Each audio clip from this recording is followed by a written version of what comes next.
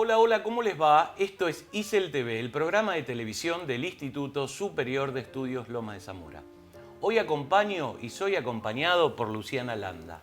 Ustedes la conocen, ella conduce el ISEL Verano y es parte del equipo directivo del Instituto ISEL. Hoy y la semana próxima nos proponemos hacer un recorrido, un repaso por este especial 2015. Especial porque afortunadamente la democracia ocupó un lugar de privilegio en la agenda argentina. ¿Cómo estás, Luciana? Muy bien, ¿vos? Muy bien. Bueno, hola a todos los televidentes. Efectivamente, es como vos decís, un 2015 atravesado por las elecciones en nuestro país y con noticias fuertes aquí y en el resto del mundo. Si te parece, comenzamos el recorrido por el ISEL TV Verano. Dale, me parece. Te cuento, el ISEL TV Verano aprovecha el buen clima para salir con las cámaras al exterior. Y aprovechamos también para encontrarnos con personas y con instituciones más bien cercanas a nosotros. Y este año fuimos, te cuento, al Teatro Cosmopolita de Lavallol, a la Fundación Soldi de Gleu, al Ferroclub de Remedios de Escalada y al Conservatorio Julián Aguirre. Y también participamos de una intervención artística en la capital federal que tuvo como propósito concientizar respecto de el género, la violencia de género en las mujeres.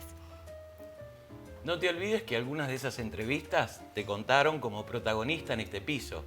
Sí, ¿Las recordás? Es verdad. Las recuerdo, pero las voy a leer, así no me equivoco.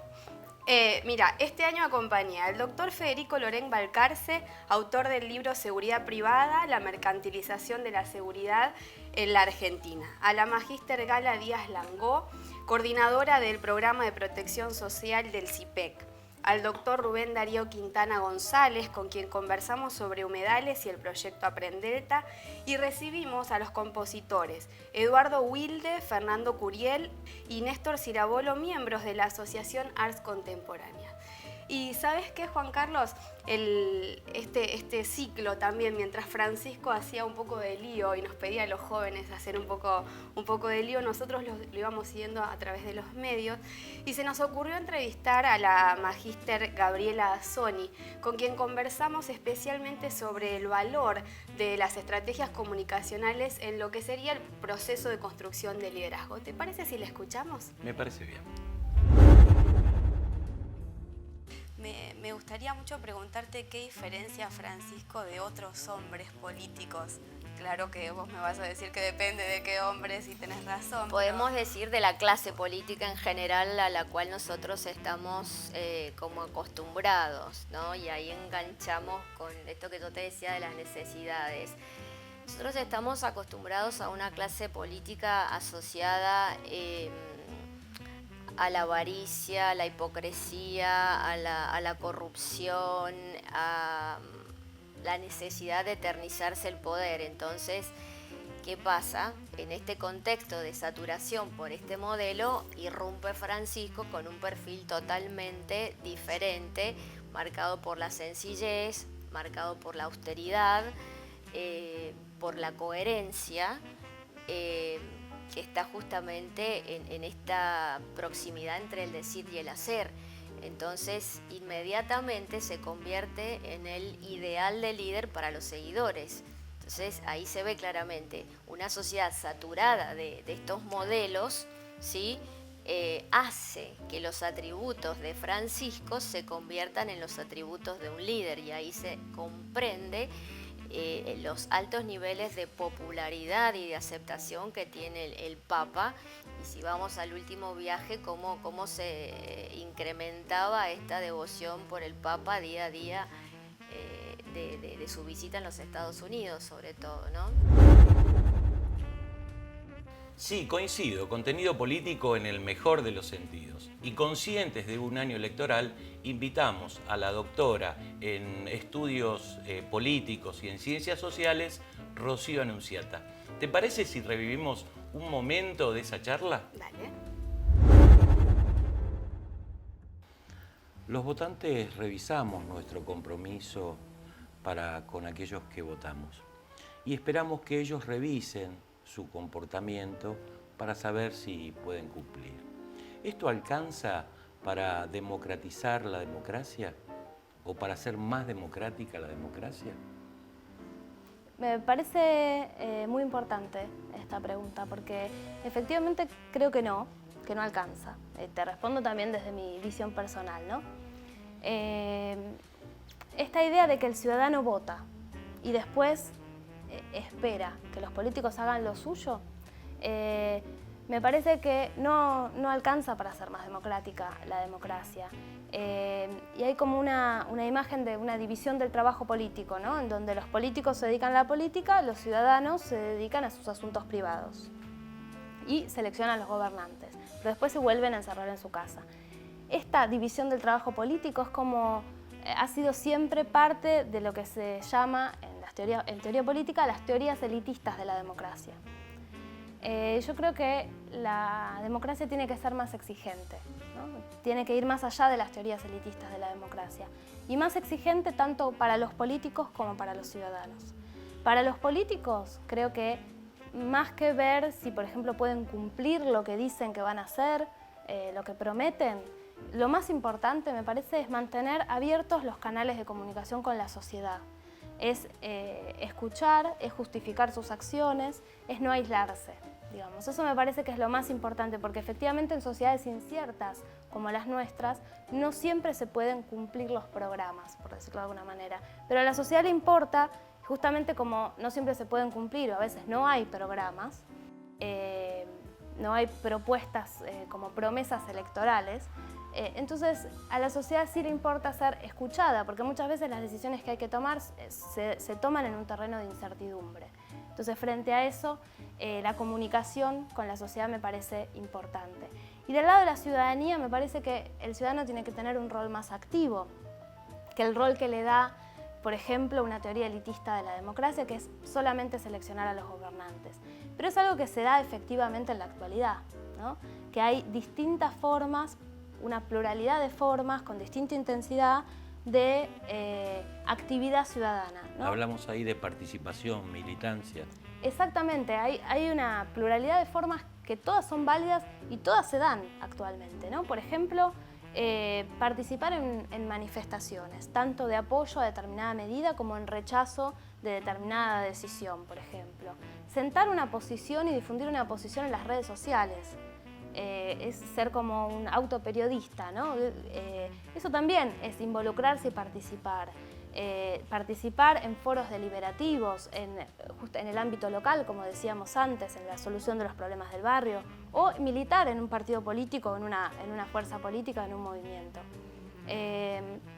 Todas son formas válidas y desmienten una suerte de mito que ha habido de la pasividad ciudadana, ¿no? La ciudadanía está retraída, es pasiva, está encerrada en su casa. No, yo creo que desde el punto de vista descriptivo y normativo, no es así. Descriptivo porque efectivamente se pluralizaron las formas de expresión de la ciudadanía en los últimos años, y normativo porque eso responde a una visión de la democracia más exigente, que le pide más al ciudadano que solamente elija a los gobernantes cada 2 o 4 años, ¿no? Yo te voy a llevar a un terreno un poco menos amable que el de la participación ciudadana. Déjame que recuerde aquel viernes 13 bastante negro para París, y justo unas semanas antes de que eso suceda nos acompañó el doctor Flavián Nievas. Y te voy a confesar que la metáfora respecto del volcán que él anunció en su momento me pareció bastante extrema. Hoy creo que parece pertinente. Y ahí ocurren este tipo de cosas, donde, por ejemplo, el ISIS, un grupo absolutamente minoritario, un grupo que no tenía ninguna fuerza, casi ninguna incidencia desde el punto de vista militar ni político, de repente empieza a cobrar auge, en principio apoyado por algunas monarquías de Medio Oriente. Es decir, Arabia Saudita está detrás de eso, no es la única, hay algunos países que financiaron en su momento a ISIS en función de estos intereses mezquinos, de corto alcance, ¿no? Porque estaban en contra de los jordanos y del gobierno sirio. Entonces, bueno, para que hagan un poco de lío, hasta que esto empezó a cobrar un poco de auge y empezó a independizarse y autonomizarse. Y ahí, cuidado, cuando se empezó a ser autónomo, bueno, hoy el ISIS hace lo que hace, uno lo tiene que ver, con una salvedad. Cuando uno dice, bueno, los del ISIS son, la verdad que lo que hacen son locuras. Miren, lo que le hacen al ISIS es igual de tremendo. Porque esto yo me acuerdo cuando decían en la guerra de los Balcanes, los serbios están violando a las mujeres croatas. Sí, es cierto, también era cierto que los croatas violaban a las mujeres serbias. Digo, en la guerra las atrocidades son simétricas. Se cometen atrocidades de un lado y se cometen atrocidades del otro, ¿no? Que eso es la primera cuestión que uno tiene que tomar en cuenta. Es decir, no hay un bueno y un malo que están peleando. Mira, hay dos grupos humanos que tendrán sus cuestiones nobles y que tienen toda la perversión, la brutalidad que uno se puede imaginar. ¿Por qué subsiste el ISIS, además? Digo, porque si uno piensa que son una manga de un grupo de locos, bueno, no tendrían tanta fuerza. Entre otras cosas, porque beneficia a la población en la cual tiene base, digamos, donde se asienta. Y la beneficia de una manera muy simple, que es, por ejemplo, distribuyendo comida que no había, algunas cosas que a nosotros nos pueden parecer terribles, porque bueno, no es nuestra cultura, pero por ejemplo, al ladrón cortarle la mano, y en un pueblo muy empobrecido que le roben algo, es terrible, es un drama, ¿sí? Puede significar la diferencia entre vivir o no vivir. Entonces agarra a un ladrón, pum, le corta la mano. Y eso, esa gente lo valora positivamente. Por eso el ISIS subsiste, pese a que lo bombardean sistemáticamente las fuerzas norteamericanas, los turcos. Los turcos los dejaron, digamos, los turcos tienen un doble problema con el ISIS. Un poco les gusta que exista porque debilita a los kurdos que actúan en el sur de Turquía, pero no demasiado. Si cobran demasiado vuelo hay que bombardearlos un poquito, hasta que bajen la efervescencia y después lo dejamos otra vez. Pero son esos equilibrios, estas tensiones, estas contradicciones, que no solamente la tienen los turcos, la tiene Estados Unidos, la tiene Arabia Saudita. Las políticas públicas no estuvieron ausentes. No. Y en ese sentido entrevistaste a la coordinadora del programa Ayúdame. Es la coordinadora del programa de protección social del CIPEC. Del CIPEC. Efectivamente, la magíster Gala Díaz Langó habló con nosotros respecto de las problemáticas sociales más acuciantes. Y ahora te voy a invitar a que la escuchemos, pero me recuerda también la posibilidad de contarte sobre un área creada este año también en el ISEL, que tiene que ver con el desarrollo profesional para nuestros estudiantes. La escuchamos a ellas y después te amplío. ¿Cómo no? ¿Qué es lo que vos considerás como imprescindible de todo eso que falta por hacer? Porque entiendo que también en las políticas públicas de este último tiempo de democracia se van incluyendo las problemáticas sociales, pero ¿qué crees imprescindible para que ese ingreso al mundo laboral o al mundo adulto de los jóvenes sea posible y sea un poco más digno? Totalmente. ¿Qué falta por hacer? Mira, como bien señalás, la cuestión social entró con fuerza, digamos, en los últimos 10, 15 años en la agenda pública y en las agendas de las políticas públicas. Y eso es una gran noticia y es sumamente positiva porque ha tenido impactos concretos. Sin embargo, como bien señalas también, queda mucho por hacer. Particularmente en el caso de los jóvenes hay como dos grandes cuestiones que están pendientes. En primer lugar, la Argentina, a diferencia de la mayoría de los otros países de América Latina, no ratificó la Convención Iberoamericana de los Derechos de los Jóvenes y no cuenta con una ley que enmarque los derechos que tienen los jóvenes hoy en nuestro país.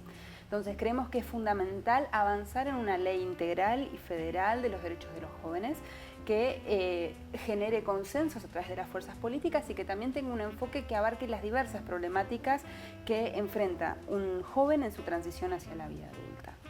En segundo lugar, lo que creemos que es también muy importante es tener justamente esta visión integral en las políticas públicas. Hoy lo que vemos es que hay una cantidad impresionante de políticas públicas dirigidas a los jóvenes, pero que en su mayoría son centradas en temas educativos o en temas laborales y no tienen mucha articulación entre sí. Lo que creemos que es importante es obviamente generar un enfoque integral entre estos dos temas, pero también incorporando otros temas, como el que te señalaba de temas de salud y educación sexual y reproductiva, temas de cuidado, temas de acceso a la primera vivienda. Hay muchísimas problemáticas que enfrentan los jóvenes en su transición a la vida adulta, de las que se toman decisiones como cuándo dejar de estudiar, si seguir estudiando o no, cómo insertarse en el mercado laboral, cuándo tener un primer hijo, cómo acceder a una primera vivienda, que hay jóvenes que hoy pueden tomar esas decisiones porque tienen opciones y hay jóvenes en los cuales no existe ese marco de decisiones porque no hay oportunidades, es simplemente una decisión, es cómo te insertas en el mercado laboral, cómo podés. Entonces, lo que tratamos de fomentar un poco desde CIPEC es cómo se puede brindar desde el Estado este mayor abanico de opciones para que todos los jóvenes de la Argentina puedan tomar estas decisiones. Muchos nombres. Tenemos una ayuda porque realmente los entrevistados fueron múltiples, diversos, pero fuera de ello prometiste contarme sobre el área de desarrollo profesional. Te cuento, la propulsora del área de desarrollo profesional es la licenciada Patricia Julier y poco a poco va cumpliendo con las expectativas del área. En particular, o para hacerlo bien simple, el área tiene como un primer propósito que es acercar a nuestros estudiantes y a los recientes egresados al mundo del trabajo. Entonces, dentro de las actividades que se realizan, además de ofrecer a nuestros estudiantes y egresados búsquedas laborales o propuestas laborales, intenta también ayudarlos o acompañarlos en lo que es la construcción de su currículum, por ejemplo, la preparación de una entrevista laboral o también capacitándolos para poder enfrentar a ese mundo del trabajo que no siempre es tan simple. Básicamente pensamos en acompañarlos en lo que sería su formación continua también. Sí, y de eso en el área de formación de directivos habló la licenciada Sandra Nicastro. Sí, nos acompañó Sandra en lo que tiene que ver con la educación y la verdad es que enlazando un poco educación y trabajo, sabemos que son pilares fundamentales, ¿no? Y si me permitís caer en un lugar común, yo creo que no solo educación y trabajo, sino que también salud es una cuestión de vida o muerte. Y hice la tarea y anoté respecto de la salud, mira, nos acompañaron o entrevistaste a la doctora Mónica Müller, al doctor Barroso Griffith, al doctor Grach, al doctor Guillermo Rosa Díez y a las neuropsicoeducadoras Marita Castro y Lucrecia Pratgay. Pero además fuimos a la ciudad de La Plata, ¿te acordás? Sí, me acuerdo. Ese programa comenzó aquí en el estudio con la licenciada en obstetricia, Analía de Simón. Sí, Analía y el doctor Sager trabajan juntos en una causa que vos describiste muy bien. En la presentación de este programa, y lo voy a leer, vos dijiste: este programa tiene como protagonistas dos tipos especiales, un tipo de solidaridad y un tipo de sujeto solidario. Tiene además pequeños beneficiarios y grandes hacedores, pero fundamentalmente tiene un magnífico propósito. Y hablamos del banco de leche materna. Sí, me acuerdo. Decirlo es sencillo, pero mirá lo complejo que es hacerlo. Me gustaría que hiciéramos una cronología del proceso desde el momento que aparece la madre donante hasta el hecho concreto en que es pasteurizada y cuánto perdura después en buenas condiciones la leche pasteurizada. Perfecto, sí. Normalmente para nuestros prematuros, que son nuestro objetivo principal, lo ideal es que las madres donantes tengan un hijo propio menor de 6 meses de edad. Pueden ser donantes aún los que tienen hijos más grandes, pero esa leche la usamos para otros fines, no tanto para el prematuro crítico que está más enfermo, ¿sí? Pero cuando yo tomo la leche de una madre, ¿sí? La tomo de alguna manera, la voy a buscar con un vehículo en cadena de frío y la sacamos del freezer, de su propio freezer, o sea, la madre previamente efectúa la extracción y la guarda en el freezer. la extracción, se lava las manos, se lava los pechos, descarta las primeras gotitas de su leche y la guarda en un recipiente estéril, y si se saca la leche con un sacaleche también tiene que ser previamente esterilizado. Esa leche obtenida por esa mamá la pone en su freezer, la rotula con su nombre y con la fecha que se la extrajo, y nosotros una vez por semana o cada 2 semanas como máximo, porque lo ideal es pasteurizar la leche que no tenga mucho más allá de 2 semanas de extraída, se pasa por el domicilio y se recolecta esa leche y se dejan los envases nuestros estériles vacíos para que siga sacándose leche esa mamá. Con esos envases se pone en una heladera de transporte que se enchufa al encendedor del auto y que mantiene la cadena de frío. Llega acá, se pone en un freezer, se clasifica esa leche, se toma la cantidad de leche que va a ser pasteurizada y esa leche se analiza, se le mide la acidez y la cantidad de calorías que tiene, y después pasa después de la pasteurización se toma una muestra también bacteriológica post-pasteurización para descartar que la leche aún ya pasteurizada no tenga ninguna posibilidad de tener bacterias. Eso esperamos 48 horas, que llamamos cuarentena, y si de bacteriología nos dice que está todo bien, esa leche ya se puede distribuir. Se pone en freezers de acuerdo con la calidad de la leche, en cuanto a la cantidad de calorías y si es calostro o leche posterior, y esa leche se le va dando a los prematuros que la necesitan de acuerdo con sus características particulares. Recuerdo que te acompañé a la grabación de ese programa y en la recorrida pudo observarse una cantidad de tecnología. Y eso me recuerda a otros 2 programas vinculados con la tecnología. Uno en donde entrevistaste al doctor Carlos Di Bella, que habló sobre la aplicación Cepa Móvil, y el otro, bastante diferente, el profesor Zorrilla, hablando de la aplicación de las tecnologías en la danza. No recuerdo si hubo algún otro. Sí, Luciana, y si me permitís, voy a repasarlo para no equivocarme. Recibimos a la licenciada Mariela Cantú con el proyecto Video Arte Arca Video. Que introducís el arte, te propongo que recreemos un pasaje del programa con Ladislao Magiar. También yo estuve viendo los videos y tomé una parte donde él nos cuenta su experiencia de niño en la guerra. ¿Te parece si lo vemos? ¿Cómo no? Es difícil imaginar la vida de las personas cuando transcurren la guerra. Y mucho más difícil aún cuando esas personas son niños. Dibujar es una acción individual y el dibujo una expresión subjetiva. ¿Qué ocurría con tu subjetividad cuando transcurría esta segunda guerra total que hundía a la humanidad en un inolvidable conflicto?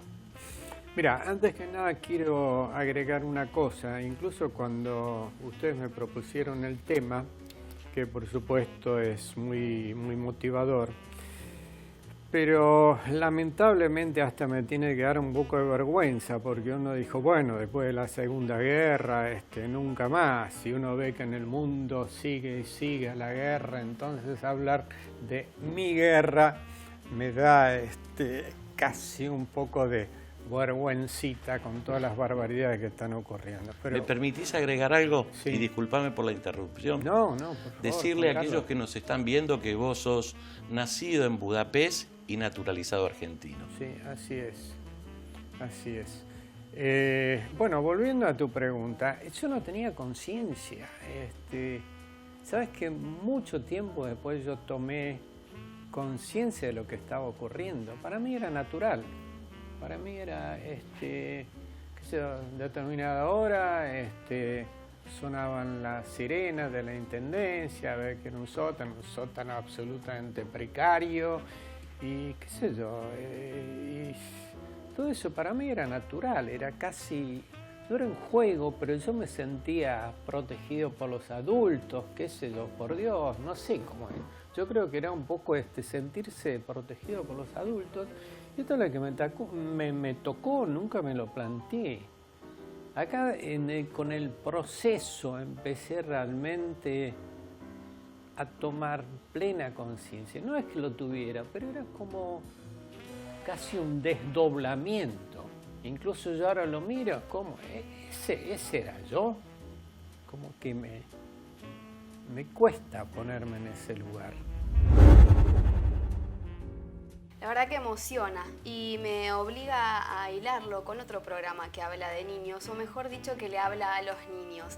Recibiste a la escritora Margarita Mainé. Te pido que me dejes compartir con los televidentes un pedacito de su entrevista que es imperdible. Sí, yo en realidad, mi inspiración siempre ha pasado por los niños, obviamente, porque mi literatura nació para niños. Y bueno, mis hijos grandes, que son Florencia y Federico, que ya son grandes, adultos, me generaron también historias como en Cartas a un Gnomo, que ahí están los dos presentes, en Un incendio desastroso. Pero ¿qué pasó? Yo en esa altura de mi vida los nombré de otro modo en los libros, ¿no? Mateo vino ya, Mateo es un... ¿Existía cierto pudor? No, un poco para preservar, porque también es cierto que de algún modo yo construyo un personaje y si bien me inspiro en alguien, después también es parte de mi imaginación, ¿no? No es lo mismo decir Clarisa que decir Clarisa es la protagonista de Cartas a un Gnomo que decir Florencia, porque Florencia es mi hija y es una persona de carne y hueso.